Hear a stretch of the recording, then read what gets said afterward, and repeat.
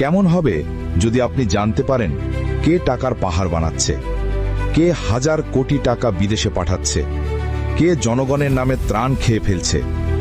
তাহলে নিশ্চয়ই আপনি প্রতিবাদী হয়ে উঠবেন।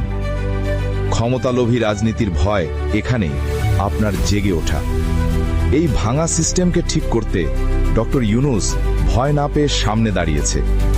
ডক্টর ইউনূস বলছেন, মানুষকে জানাও, শেখাও, দাঁড়াতে শেখাও। দল না, দেশ আগে। রাজনীতিবিদরা না, লাভবান হোক সাধারণ মানুষ। ডক্টর ইউনূস জানেন কিভাবে মানুষকে স্বাবলম্বী করতে হয়, কিভাবে দুর্নীতির বাইরে গিয়েও দেশ গড়া যায়, কিভাবে রাজনৈতিক শক্তিকে মানুষের নিয়ন্ত্রণে আনতে হয়।